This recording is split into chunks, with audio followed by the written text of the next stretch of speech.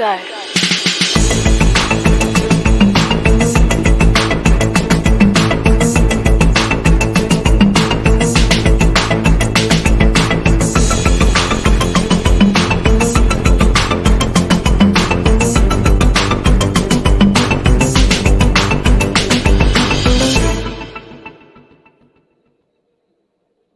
Hello and welcome to Writer Mother Monster. I'm your host, Lara Ehrlich, and tonight's guest is Anna V.Q. Ross.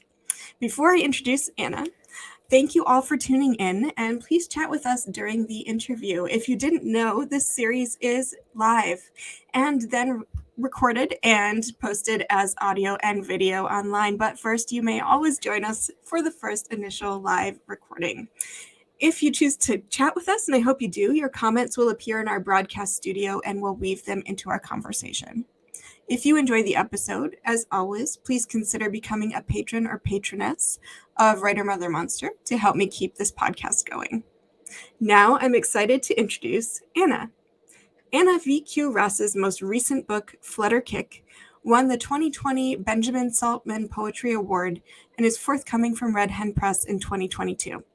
She's the author of 3 previous poetry collections, Figuring, If a Storm, and Hawk Weather.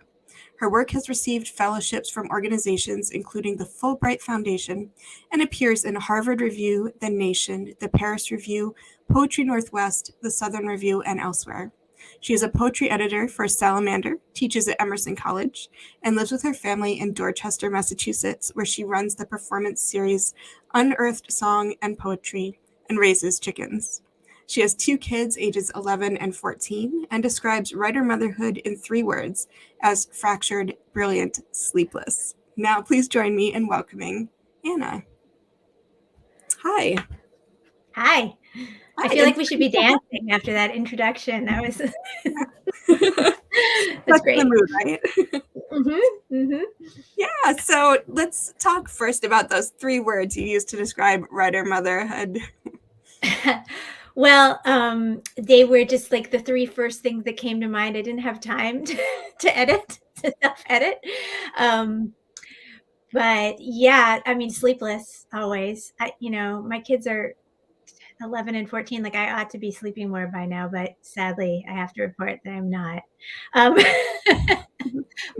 I don't know. That's a maybe a way of introducing fractured, which is definitely an experience of motherhood that, like, you just don't have that continuous forward motion in your life, in your career, in your work. You're constantly being interrupted. But at the same time, you're also constantly being offered these other ways of seeing that you wouldn't if you had that sort of direct path. So I think that actually that's a real benefit of motherhood is, the forcible interruption. It can be very tiring. But it's something that I didn't realize before I became a mother would be something that I think that would enrich my life and in my work too. Just having to shift and constantly see things in a new way. So yeah, and what was the last one I said? Yeah, let's come back to fractured in a second, because you said a lot there that I'm interested in unpacking, but the other one was brilliant. Oh, brilliant. Yeah, I just love my kids. They're great. They're just so funny and they surprise me all the time. So I think I said brilliant in this. My mom is Irish. She's from Dublin, and brilliant means like wonderful in that sense. So when you say something's brilliant, it means it's gone very well. So yeah, I just, I'm maybe I said that to offset sleepless because I'm really glad that I became a mom, despite some, some issues, with never getting enough rest. But it's a good ride. Yeah, I think that sums it up well. Right before this was the reason I was a couple minutes late was because I was trying to cover all of the dark circles right under my eyes. I'm never rested now. Yeah. Maybe someday, right? Right. maybe. Yeah. Yeah, I don't know. Oh no, because your kids are, so my daughter's 5, but your kids are a little older. They're 11 and 14, and you're still exhausted, or more exhausted, or less Yeah. exhausted? Well, I do generally sleep through the like I'm not usually woken up by a crying child anymore, usually. So yeah, but I also think that as my kids have gotten older, their lives have become more complicated. So I'm constantly like folding that into my own life. When they were little, and they did wake me up to eat every couple of hours, but mostly they just kind of snuggled. And I didn't have to, negotiate carpool schedules and who's going to ballet and who's doing a music lesson and and did they finish their homework and did they remember to eat and all this stuff that is, yeah. And so it's just a different kind of busyness, I think. Maybe it's a little bit more uh heady than the like real like labor of motherhood, which early motherhood is just so physical. Ooh, Yeah. that's interesting. I'm not sure we've talked about that on the show before, the balance or the divide between the physical labor of motherhood early on, and then the more mental labor of motherhood as your kids get older and change and Yeah. grow. That's fascinating. Yeah. Yeah. I think that's I didn't, you know, I'm the oldest in my family, and so I've tried to tip my younger sisters to some of the stuff, but like I was not expecting um I wasn't expecting how physical motherhood would feel to me, and I think that's a failure of our society, really, that we don't prepare women for that aspect of, Mhm. pregnancy, labor, birth. In other countries, people have things like, physical therapy after giving birth, which makes total sense. It's this like huge, you know, physical change that you go through in a very brief period of time. Like, yeah, you need a little rehab after that. And so, um, yeah, and just all the lifting and carrying and, um, struggling with zippers and buttons and stuff and like forcing kids into snowsuits.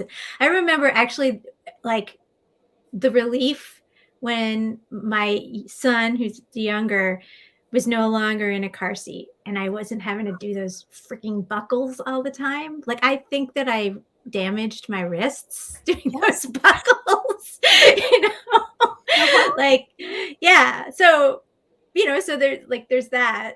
And, but then, once they're buckled in, they're all set. You don't have to worry about, somebody bullying them at school or like, you know what they're doing. So yeah, that is a shift between, and it's also a different way of mothering. You can't be there all the time.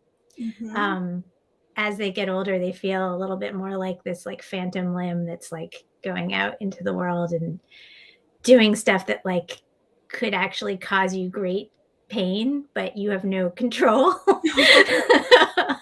over it. And so that's where the mental stuff comes in, like, and keeping connection with them, Yeah. Yeah. Yeah. Oh, I love Yeah. the phantom limb idea. I hadn't thought of that, but that's exactly what it feels like. Absolutely. Yeah. Yeah. Yeah. Have you seen that brilliant documentary, My Octopus Teacher?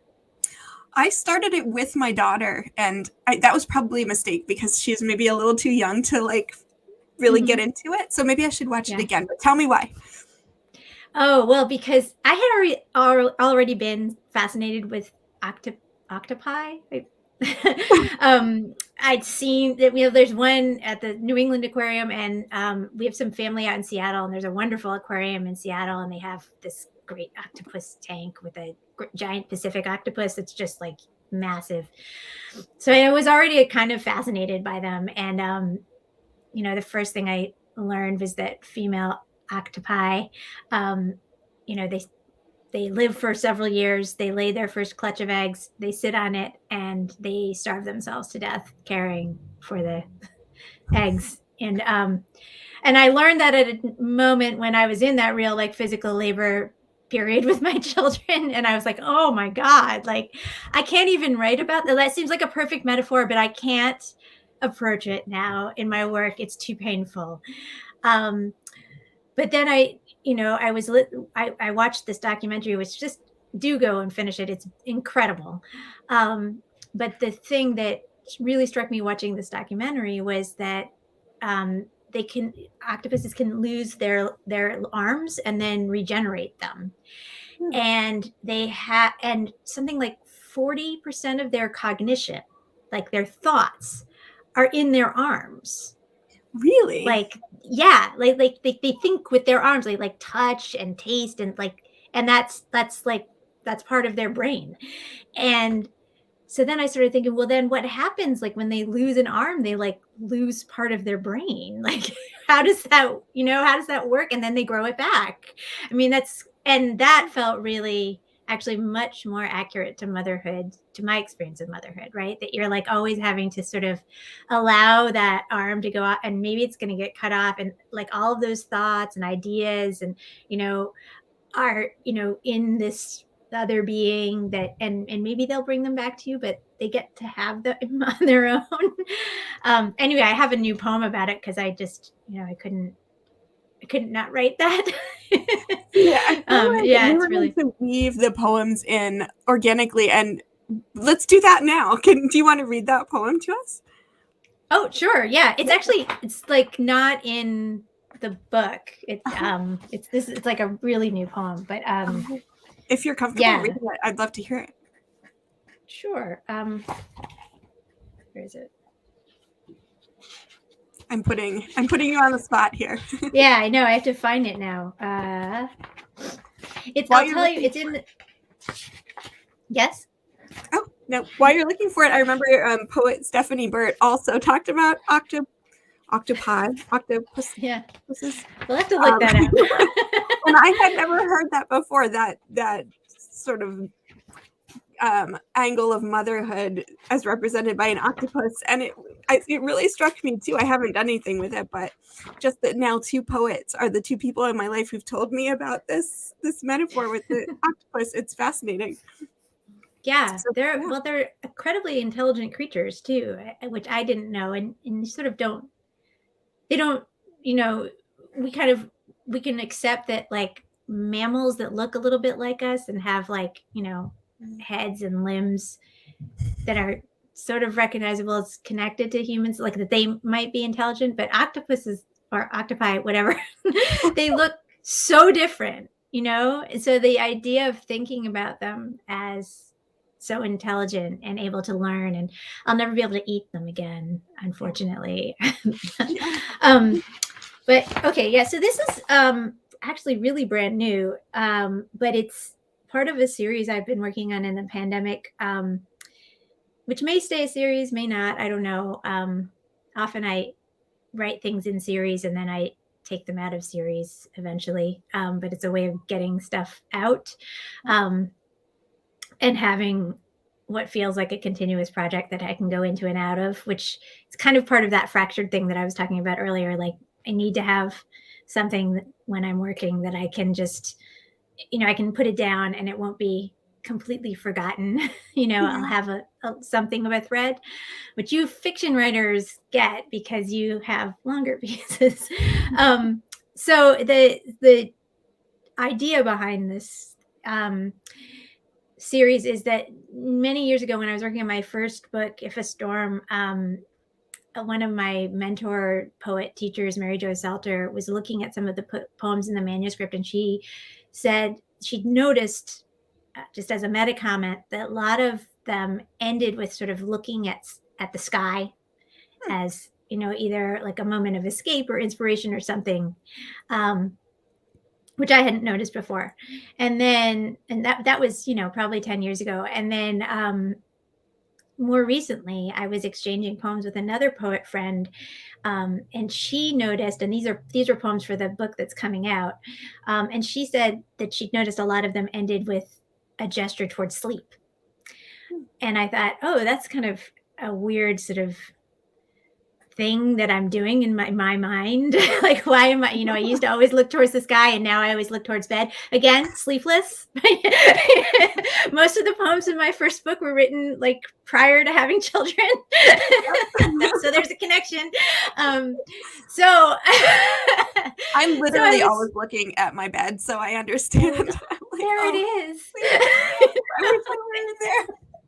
Yeah. So anyway, so I wasn't, the book that's coming out, Flutter was taken at kind of at the beginning of the pandemic, and then I was like, oh, it's okay, I guess I'm done with that book, because I wasn't expecting it to be taken yet. And so that was wonderful. But now what do I do? And I was also in this situation of like everyone being home, homeschooling, all this stuff, like I'm a teacher, my husband's a teacher, both our kids are in school. Like, it was a little intense in my house. And I started writing a series that just used those two observations as a frame. So all of the poems start with the title, all my poems used to end in sky. And then the first line is, but now they end in sleep. And then and then all of them sort of do end with at least an allusion or a movement towards sleep, to kind of follow the rule. So anyway, that's a really long introduction. I apologize, but this is one of those poems. Yeah, and I'm going to highlight you here. So if I go away, that's why I haven't left you. Oh, okay. All right. All my poems used to end in sky, but now they end in sleep, where I might dream of the giant Pacific octopus I once saw at the Seattle Aquarium, rust red, fluorescing to electric blue and back, legs hungering at all of us passing by. When I read that a female octopus lives alone her whole life until she mates, then sits guarding her clutch of eggs, not feeding until they hatch, and she, starved, dies, it seemed too easy. My kids next to me, reaching their hands to meet her suckers safely on the other side of glass. I have not died for them, although I would, I tell myself, push them out of the way of the careening truck or body block the bullet. But this has not been required. I am not evolutionarily programmed to dwindle to a ragged shape on seafloor, pale and spent outside my den, waiting for a shark to tidy my carcass away. No.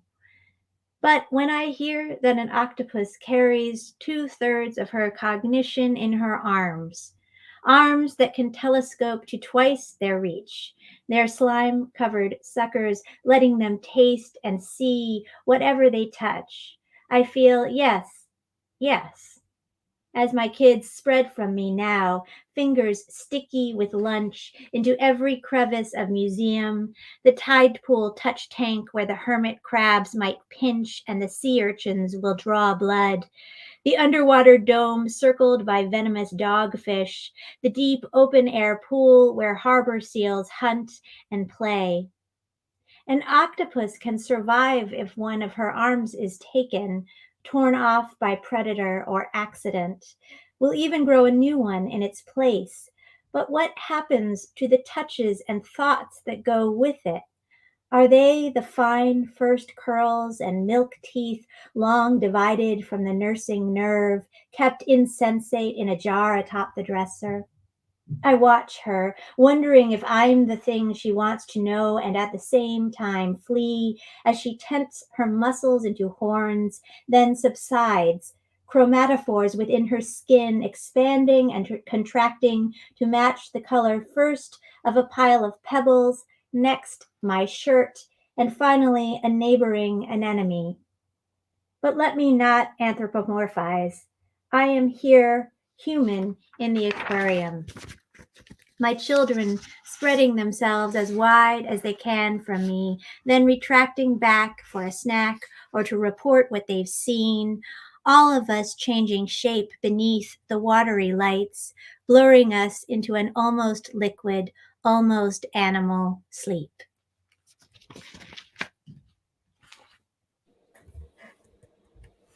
That was beautiful. Thanks. Thank you. Yeah, beautiful. And Thank you. I love the interweaving of venom and beauty. It's just lovely. Yeah. Yeah. So Um, we see a bunch of comments here.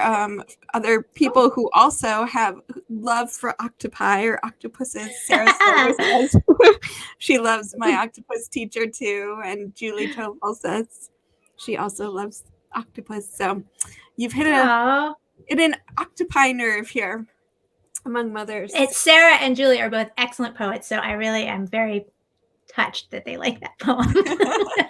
Yeah, thank you all for joining us. And if you're just joining us now, please feel free to comment and ask questions, and we'll weave them into the conversation. So, Anna, let's go back a little bit to fractured. And you were talking about early on, one of the words you chose to describe writer motherhood was fractured.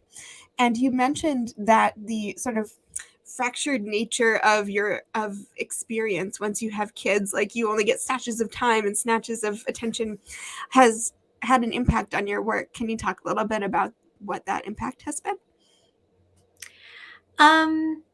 Well, I think first and foremost, it forced me not to take myself quite so seriously, which is always good in a writer. Like if you like don't have oodles of time to just sort of think, and you're always having to just snatch those bits that, you have to kind of just not be so precious with yourself and with your thoughts, and also not be so precious like with your work. You just have to write when you have those moments, and sometimes it's going to be crappy and then you'll come back to it and do something else with it.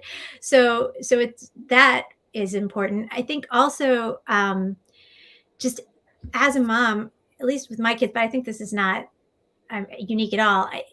Like what I said, what I do, all of these things keep coming back to me like all the time, right? Like my kids saying them back to me, making faces like I make, question why, and I'm constantly having to sort of stop my train of thought and explain and things. And that's also part of writing for me, is having to make sort of unpredictable leaps. That's really what metaphor is, right? Comparing two things that you wouldn't normally think of as being similar and figuring out how they go together. So I think that, yeah, I think that it has made me have to incorporate a whole lot of perspective and also absurdity and humor that I don't know that I would have gotten to without the experience of motherhood. You just find yourself in such extraordinary, ridiculous situations. Say like words coming out of your mouth that are like, Charlie, please don't fall out the window. Like, like how could I, like, what?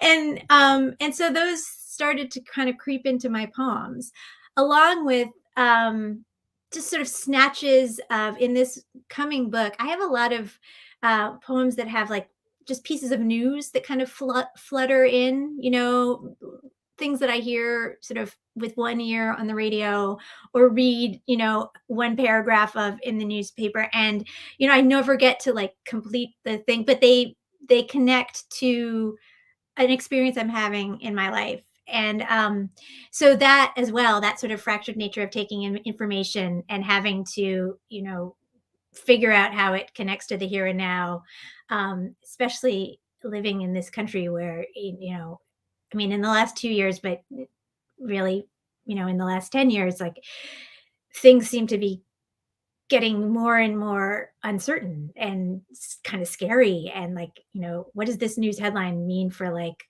my kid, me right now? Like how do I don't know, ingest this and sort of figure out what to do with it.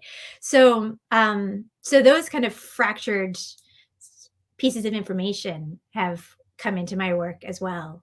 As well as humor. I wouldn't say that any of my early poems in my first book or two are funny, and some for good reason. There's a lot of stuff in my first book about miscarriage. I think I told you I had a lot of miscarriages before my daughter was born, so it's hard It's possible. I'm sure it's possible. But anyway, I wasn't able to make that funny when I wrote about it. Um, but now I'm writing about things that are equally painful, I think, actually. But I just can't take myself as seriously as I used to. um, Yeah. yeah, yeah. Yeah, kids will definitely take you down a couple pegs, I feel like. For Inevitably, like real. you think you're like doing great, and then your kid will be like, "Why?" I don't know what those are like. Why do you have a mustache? Why do you they'll ask you like the most embarrassing question, and you're like, "Oh God." Yeah, in So public too, in public, usually. It's yes, like, yeah. yeah, yeah, or they'll like barge into a meeting naked. Well, maybe yours don't do this, hopefully, but my 5-year-old like come walking into a Zoom meeting, and she's like naked and So anyway, Yeah. yeah, Yeah, you no, kind of my teach son has yourself. definitely made an appearance, like, in his pajamas, just Of like, course. "Hey, mom," like, know. Oh, well, that's life. Yeah, exactly, and I think it's good. I know one of the things you wanted to talk about was, the feeling that you need to hide your motherhood in particularly in professional settings, and I think and I'm interested in your thoughts on this, but something about the pandemic has broken that wall a little bit in hopefully good ways, where I feel like because of kids walking by in their pajamas or, the working from home and now everyone has had the experience, or not everyone, many have had the experience of working from home and balancing kids with Mhm. like homeschooling and work. And I feel like Mm. that's, at least for me, felt freeing, and that I want my child to walk by and for my colleagues to see that I have a small child, and that might be why my attention strays during a meeting. Mhm. Luckily, I work in a place that encourages that type of transparency and family work-life balance. I know not everyone does, but I found that to be a plus side of this forced mixing of home work life and work life. But what about you? Because I know you wanted to talk about feeling the need to hide your motherhood sometimes. Yeah, I agree. About the pandemic and how that's changed things, and I think that,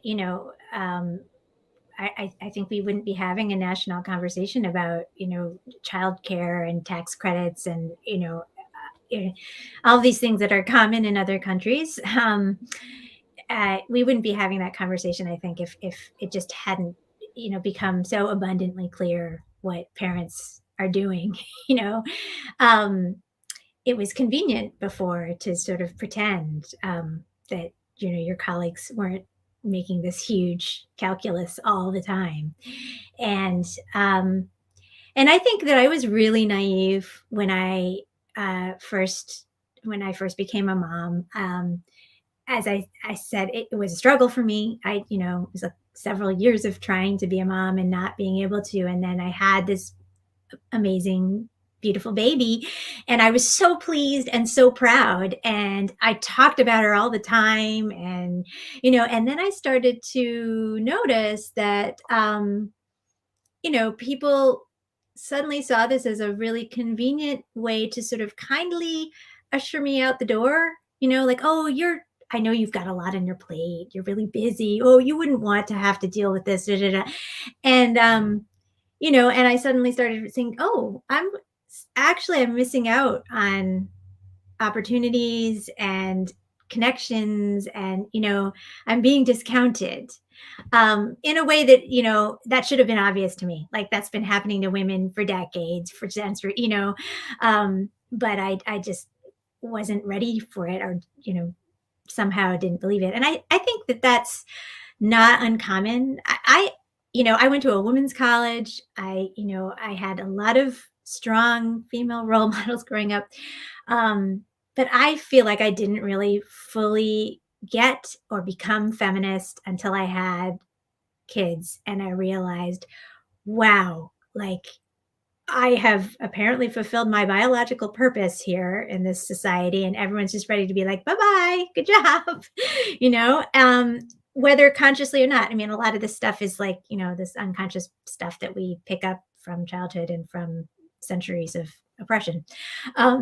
So so I did, after getting that sort of whiplash, feel like, okay, I've got to like dial it back, Anna, like, you don't need to talk about this, but of course, also it's really hard to hide when you're, teaching in a classroom and you're pregnant, like, you know, so, so it was a little ridiculous to try and like pretend this isn't happening to me, um, so that was really eye-opening for me and disappointing. And I don't think that I really ever found um, a way to deal with it. I think maybe that one positive thing that I was able to do was I was starting to feel what I think many women get to, like kind of resenting my kids, like because I was getting this backlash. And I was able, with the help of reading a lot of great people like Adrienne Rich, and to sort of separate and be like, no, actually, what I'm angry about is a political, social reality. It's not my kids. My kids are awesome, Um, but I certainly didn't feel like uh, being a mom was celebrated, And when I started to talk to um, mothers who I knew who were like sort of 10, 15 years older than me about their experiences, in academia, like they were having to like take a sabbatical to have a kid. That's not like sabbaticals are for research and doing your work, things like that. And I hope that that is changing. I think it is because there are, um, a lot of younger academics. There's sort of a generation of tenured people leaving who were supportive of or brought up anyway in that model. Um, and there are, at least at Emerson where I'm teaching, there are a lot of younger people, women who have kids, and and men who have kids and who are just aware that that's an impossible thing to ask of people. Um, but I don't know. I feel like maybe I'm like 5 years too old to benefit from that or something. Yeah. Yeah. Yeah. Yeah, no, I've heard that so often. And I think academia is such a specific atmosphere, right? Hmm. Where to advance, there's this sort of antiquated set of criteria that Hmm. is very much centered on men's experience, unfortunately, with like the idea of even taking a sabbatical for research and traveling or something. Hmm. If you have kids, young kids, I imagine that's a very difficult thing to do. Right. Yeah. Yeah. Yeah. Yeah, but I'm going to shift gears just a little bit because I know something else that you wanted to talk about was the experience of your daughter growing up and now entering her teen years. She's 14, right? And how Yeah. that's intersecting with your own reflections on your girlhood. Specifically, you wanted to talk about trauma. So let's go there. Let's go to trauma. Let's go to trauma. Um, yeah. Well, I mean, I suppose that's another thing that I wasn't expecting so much about motherhood. That a lot of motherhood is sort of watching your kids get to ages that you can suddenly remember being. And that plunges you right back into who you were then and what you were experiencing then. Yeah. And, but from this interesting new outside perspective, right? It's almost like you're watching yourself and this new person, having to navigate. And, but with the knowledge that you have now as an adult. And, or that's, I should say me, I shouldn't be using this second person here. Um, so yeah, I think maybe around second grade, when my daughter was in second grade, I started to really sort of have this very visceral sort of like, I was so nervous for her going into second grade for no like logical reason other than I had had a very difficult second grade year, and so suddenly I was feeling like, oh, I need to like go into the classroom with her and like be a volunteer and just like make sure she's okay. And like, Yeah. and she was fine and she had a wonderful teacher and like there was nothing to worry about there. I was just trying to like follow my own second grade self into the classroom and make sure she Yeah. was okay this time around. Um, and, I did kind of know that, but it's, we react emotionally first before we before we get to that like intellectual processing part.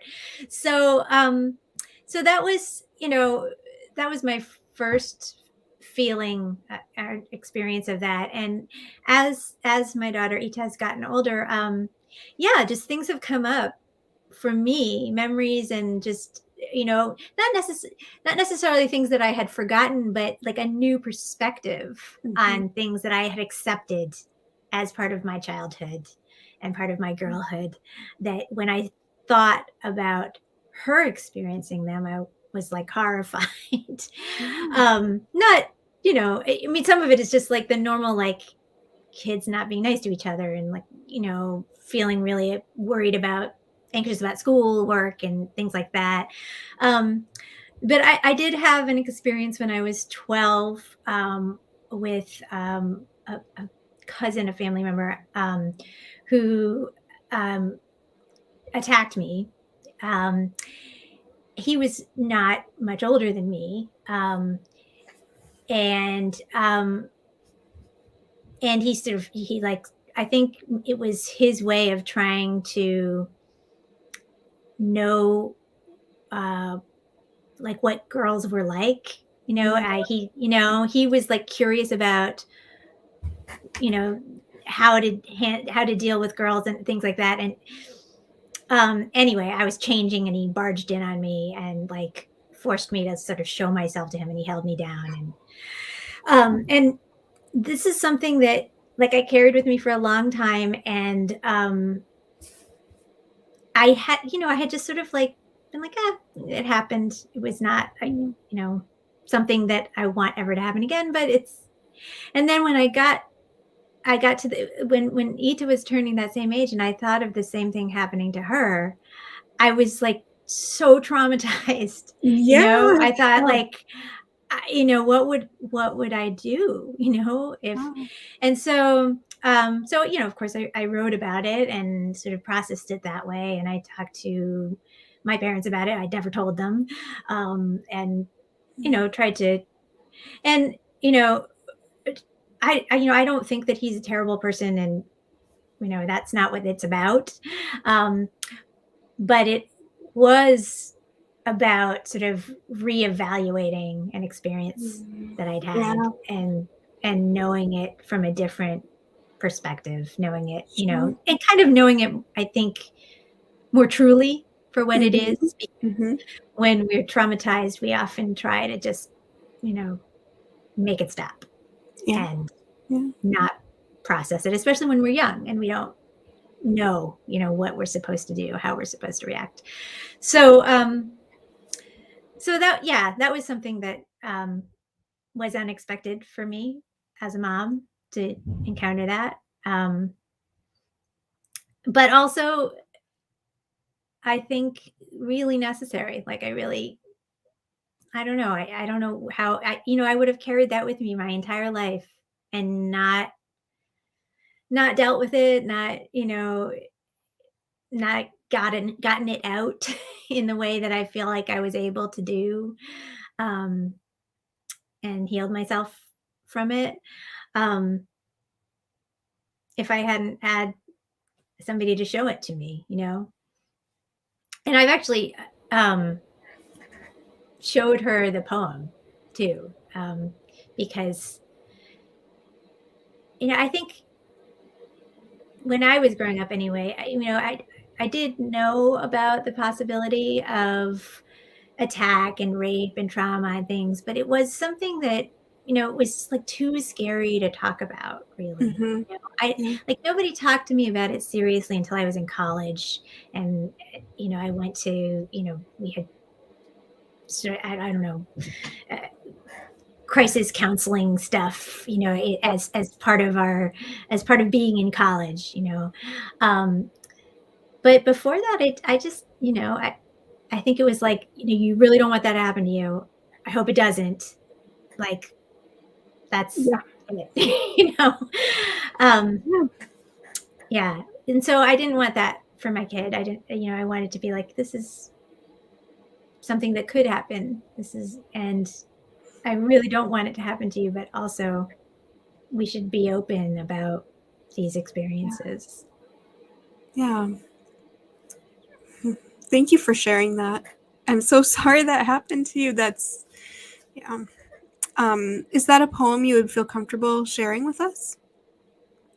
Yeah, sure. Yeah, that's in this new book, Flutter, and it was published originally in Northwest Review.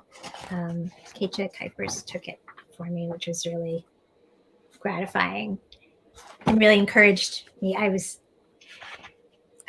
very nervous about sending it anywhere, and she was really a wonderful editor and supporter. Yeah, this is called "What is the Poem?"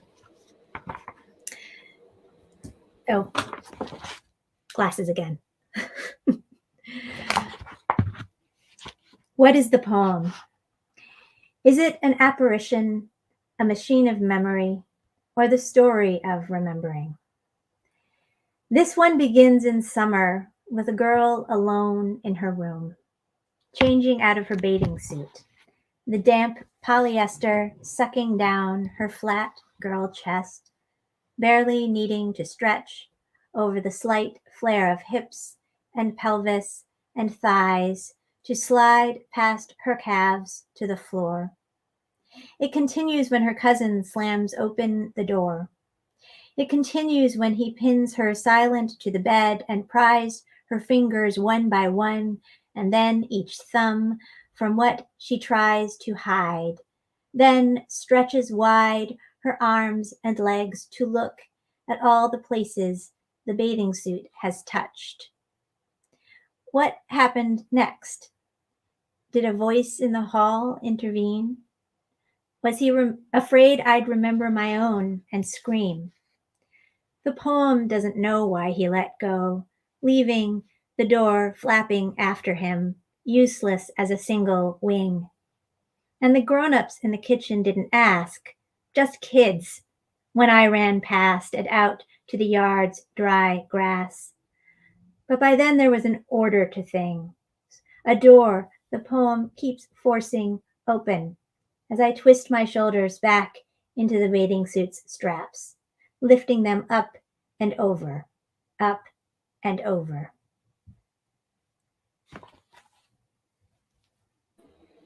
Thank you, Anna. Thanks. What did your daughter think of the poem? What did she say?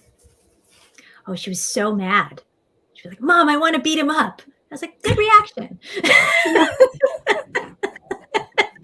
She's like, who is this guy? Let me at him. It's a strong girl. Yeah. Yeah, she was very sweetly defensive of me. We talked about it, we talked about how that he definitely should not have done that, but how that can also be a mistake, right? For yeah, for somebody to do. I mean, and also something that he was taught, I think, in the end, he was replicating something he learned. Yep. So, yeah. Which is also, of course, the importance of writing and talking about the stuff, to unlearn these things. Mm-hmm. Yeah. And there's so much from what you've said so far about that, even that one poem that has struck me, the fact that walking with your daughter into her adolescence has made you kind of reflect on your own, right? And been the impetus for some hard conversations with your daughter and impacted your work. Just all of these things that all sort of interweave. It's yeah, it's a lot. Yeah, it's a lot. Yeah. It's a lot. And another thing about sort of going back to the idea of hiding your motherhood, that's another thing that I think for a while I thought I should do in my work. That I shouldn't be writing poems about it because that's not universal enough, which is so stupid. Everybody has a mother, but But I think that for a long time, there was kind of a bias against publishing poems about this experience, that it was seen as niche or, Yeah. I don't know, histrionic, or uh, what's the word I'm looking for? Oversensitive. Mm-hmm. Mm-hmm. And so, I worried about that. I worried about writing so overtly about the experience, but then, how could I not write about it? That's what I'm going through. That's what's happening in the world around me. And as I was saying earlier, um, it's also what informs and sort of creates my perspective. So I just kind of started to do it anyway, almost thinking like, well, maybe none of these poems will ever get published. Like, but I'm just going to write them because, yeah. Yeah, no, I think that resonates so much. Definitely with me. I'm sure with many listeners. And Julie Choffel says, or sentimental. Oh, yeah, that word sentimental, right? It's like the Right. death knell for writers and fiction as well, I think, probably even nonfiction. But yeah, the sense that, like, for some reason, motherhood is this sentimental or domestic thing to write about, when really, like you said, everyone has mothers, and mothers are sort of bigger than life. But yeah, for some reason, we feel Yeah. like we have to kind of push it down in our work. And yeah, I felt that as well for a long time. Yeah, I mean, that's why I love this series. It's just like right there, writer, Yeah. mother, monster. Like, yeah. Thank you, Julie, for voicing that. That was the word I was reaching for, because actually, I had in my first book, If a Storm, I had some poems about early motherhood, infancy of my kids, and that was a comment I often got from people, like that they couched as a compliment, like, "Oh, you write about motherhood, but you're not sentimental." And I started to think, like, at first I was like, "Oh, thank goodness they don't think I'm sentimental. Oh, phew," And then I was like, "Wait, why is that bad?" you know, Yeah. like, sentiment is something we all experience, and I know it means overdoing it, right? But I think it's only ever attached, or largely attached to subjects that women tend Yes. to connect to, um and so it feels to me like code for, you wrote about it but you didn't make me too uncomfortable, which is not really what I want to do with my poetry. I would like to make you uncomfortable, Yeah. like, not I don't want it to be excruciating or anything, but, like, I also don't want a Hallmark card. I don't want you to just read out and be like, "Oh, that's nice. Okay." I want you to feel something. Yeah. So yeah, I that's another aspect of deciding to let all of that into my work. Yeah. I wonder if there's some fear too. And I'm just speaking like from myself, growing up, reading a lot of male voices in books Mhm. about male things, right? Like war and Mhm. I don't know, angst and intellectual pursuit. Like all of these things were considered Yeah. important and male work. And Right. then it took me a long time, and I actively dismissed books that talked about women's bodies. Like if it was a woman like having like the red tent, I think starts with a woman who's having her period Mm. and has to go to the tent. And I was like, nope, this book is just, women's Yeah. whatever. Ugh. And I Disgusting. wonder, it's disgusting. And looking back, I'm like, I think part of it was the taking myself very preciously, as you said at the beginning, and like wanting to be a serious literary author who writes about like important things. But the Mm. other thing is not valuing my own body and my own womanhood as a valuable thing. And so I Mhm. wonder, I mean, that's just me and my sort of response to some of the things that you've said, but did you have that same sense? Were you sort of pushing away your womanhood in your work for a while? Oh yeah, Yeah. definitely.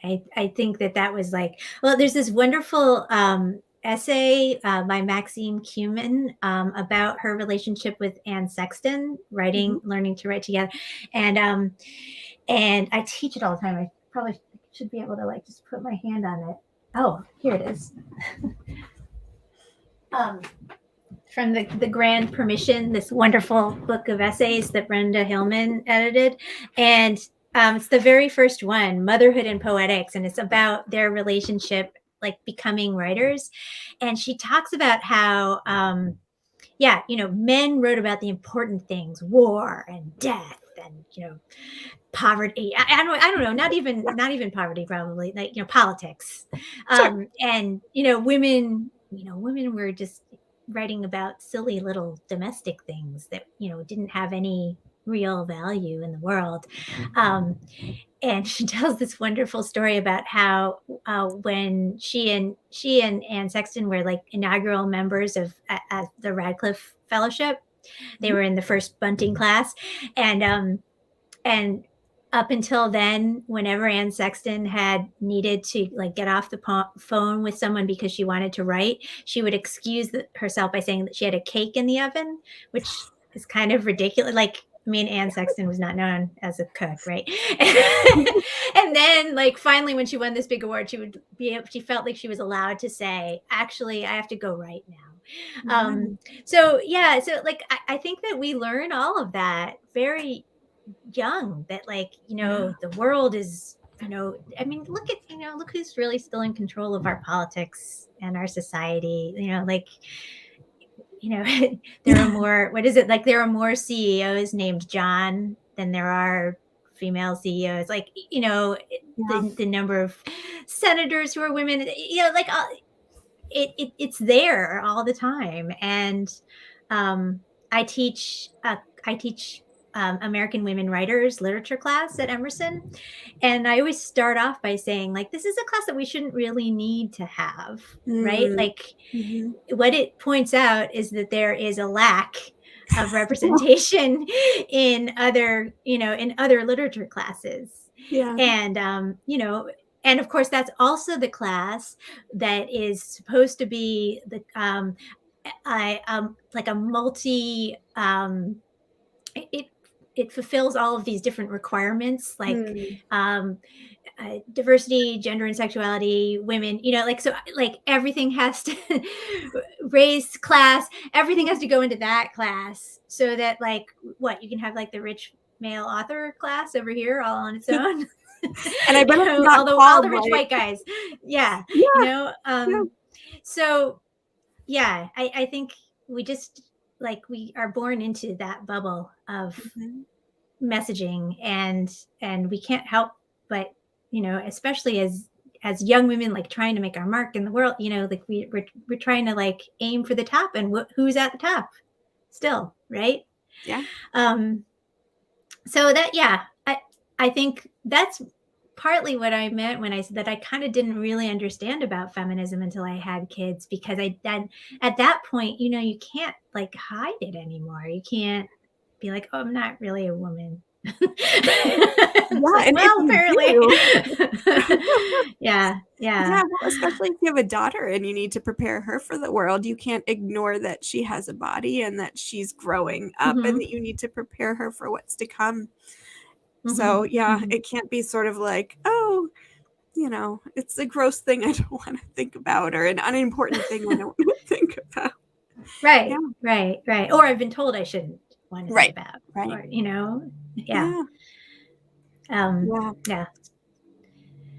I hope that's changing. I don't know. Maybe that's another thing that that is kind of becoming obsolete. I don't think it's obsolete. I think that's but I think maybe there's some progress in that direction, notwithstanding the most recent news from the Supreme Court. But Speaking of, you had a poem that we talked about before this conversation about Brett Kavanaugh. Should we hear that one? Actually, it's about Christine Blasey Ford. Let's reframe the narrative there. Yeah, right. Well, actually, I was thinking as I read what is the poem just now that not trial, confirmation hearing. I keep thinking of it as a trial because it should have been. Um, but actually was one of the things that kind of prompted me to rethink what had happened to me. Because many of the details of what Christine Blasey Ford went through were kind of similar. Like she was wearing this bathing suit and like she was held down and, and I started being like, oh my God, like that's eerily familiar to me, So, yeah, so my daughter actually appears in this one. It's called Fugue, which sort of references the repetition, but also the idea of going into a kind of fugue state. And it uses found text from that confirmation hearing. Fugue. Can you tell us what you don't forget? The senator's voice repeats from the radio. It's rush hour, Boston, I-93, driving home from dance class with my daughter in the back seat. Her 12-year-old legs stretched long in pink body wrappers brand spandex as she wonders aloud what we're going to eat for dinner. Air brakes wheeze, then release beside us as a bus muscles past. And should I change the station as the senator's voice repeats, can you tell us what you don't forget? Above the traffic, rush hour, Boston, I-93, my daughter in the back seat. Girl whose body I once unwrapped from mine. Is she listening now as the woman speaks? I was pushed onto the bed. His weight was heavy. I shake my head. Boston, rush hour, I-93, as if I could swerve by what edges up in me. He put his hand over my mouth. It was hard for me to breathe. Boston, rush hour, I-93, but I'm cruising a suburban street of dandelion lawns, legs the same age as my daughter, who jams her knees against my seat when I hit the brakes as one last car squeezes in ahead of me. Can you tell us? Boston, rush hour, I-93 is fixed to a grid of red. What you don't forget? Taillights that bleed their after images in repeating green. Can you? Against gray sky. I'm tired. Forget. Picturing my bed back home. What you don't. Quilt pulled tight against the sheets. Can you? Don't forget. Or is it that other bed? What you? And what year was it? Forget. Don't. What day? Don't. Can you forget? How? Tell us. Don't tell. What? Did he? What? Can you forget? Don't tell us. Touch me. I was wearing a one-piece bathing suit. I believed he was going to rape me. Boston, rush hour, I-93. A taillight flickers. Horns begin to beep. How many times will I repeat this drive? Mom, when are we going to move? Her voice reaches toward me, and I ease my weight up off the brake, considering the question. The miles, like bodies, fall between us, and what I don't forget, in Boston, rush hour, I-93, driving home from dance class with my daughter in the back seat.